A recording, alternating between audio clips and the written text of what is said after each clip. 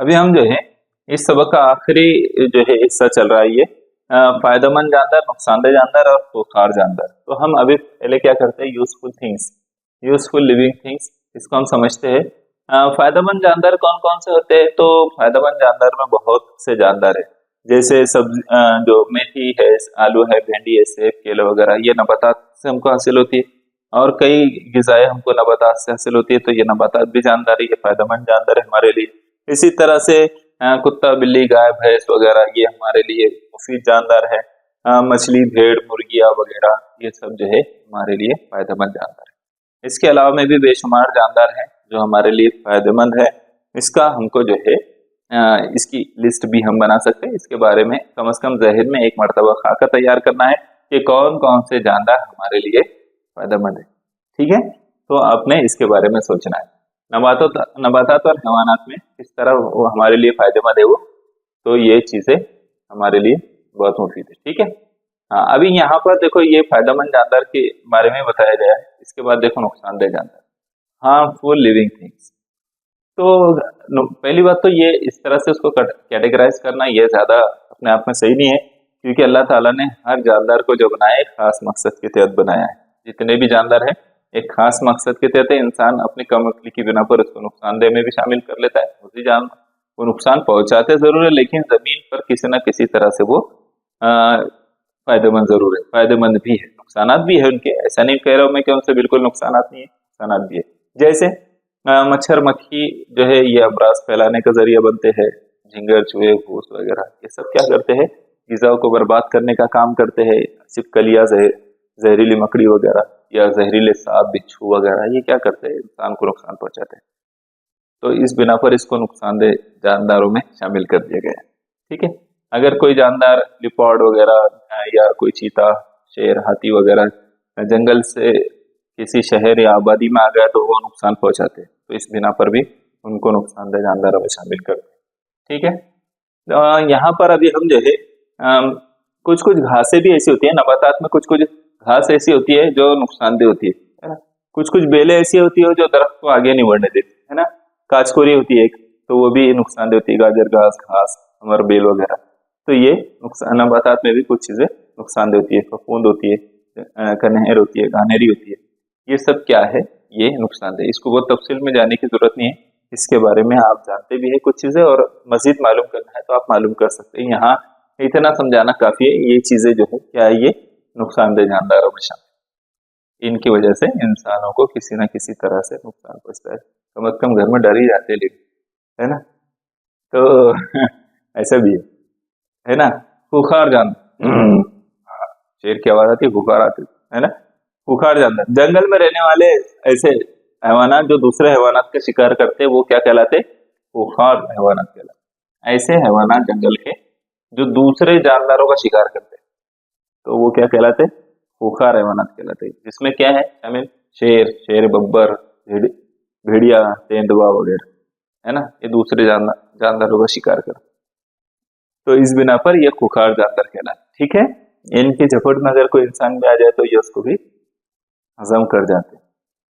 हमारे मालूमात हासिल कीजिए, हमारे अतराफ पाई जाने वाली मुख्तलिफ नबातात और हैवानात में फायदेमंद कौन सी है, नुकसानदेह कौन सी है और क्यों है इसे, है ना। उनसे मुतालिक आपको क्या करना है, मालूमात हासिल करना है। तो ऐसे कीजिए कि 5 नबातात के बारे में, 5 हैवानात के बारे में और 5 मतलब परिंदों के बारे में मालूमात हासिल करें। इस तरह से अलग अलग चीजें जो है आपको मिल जाए। ठीक है, ज्योग्राफी चैनल, डिस्कवरी चैनल पर ये बहुत सारी अहम मालूमात मिलती है। अगर आप डिस्कवरी या ज्योग्राफी चैनल देखते हैं तो आपको इसमें बड़ा मजा आएगा। आखिरी चीज पर हम आते हैं और वो है कि हमने क्या सीखा इस सबक में, हमको क्या सीखने को मिला है, इस पर अब हम आते हैं।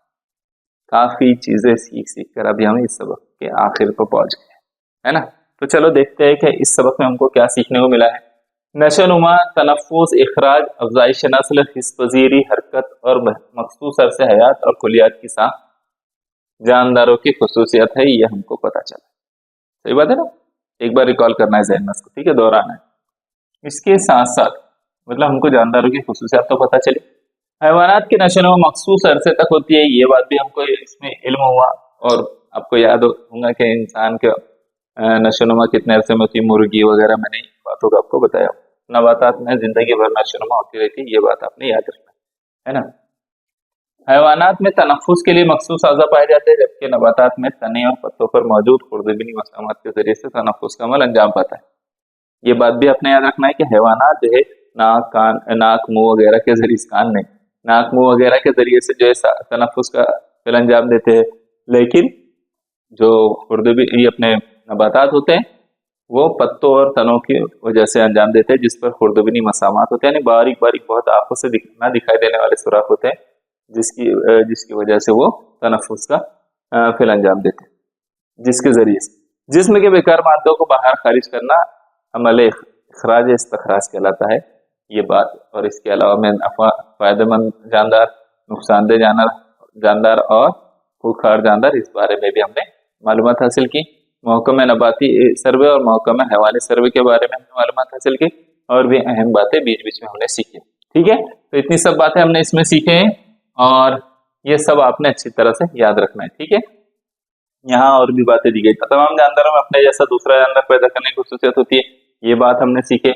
मुहर्रिक के जवाब में रद्दअमल की सलाहियत की वजह से ही जानदारों में हरकत होती है, ये बात भी हमने सीखे कि उनमें रद्दअमल करने की वजह सलाहियत जो है जानदारों में पाई जाती है। नबातात अपनी चंद मखसूस हरकत के बावजूद हैवानात की तरह अपनी जगह तब्दील नहीं कर सकते। ये बात तो सही है कि दरख्त और पौधे जो है अपनी जगह तब्दील नहीं कर सकते। वो जो बात कि भूख लगी तो चलो अपन भाई के घर पे जाते और खाना खा के आते, ऐसा होगा क्या? आम के दरख्त है, दिल बोल रहा है चलो आज बहुत भूख लग गई है, चलो कि बाजू में शादी भी करिए, चलो खा के आते हैं, ऐसा करेंगे? नहीं, ऐसा नहीं, वो अपनी जगह से नहीं हिल सकते। ठीक है, जानदारों का अरसे हयात मुकर्रर होता है, उसके बाद उनको मौत आ जाती है। ठीक है, रोजमर्रा जिंदगी में कई नबातात और हैवानात फायदेमंद है, कुछ नबातात और हैवानात हमारे लिए नुकसानदेह, वो बात मैंने आपको समझाया। जानदारों के जिस्म का सबसे छोटा खुलिया जो होता है, सबसे छोटा जो जूस होता है, छोटा खुलिया नहीं, छोटा जूस जो होता है उसको क्या कहते हैं? उसको कहते हैं खुलिया। क्या कहते हैं? जानदारों के जिस्म का जो सबसे छोटा जूस होता है उसको खुलिया कहते हैं। आपने ये बात याद रखना है। ठीक है, चलिए फिर अभी यहाँ पर हमारा सबक खत्म हुआ है। अब हम जो है सवाल जवाब इंशाल्लाह इसके हल करेंगे। ठीक है, चलिए।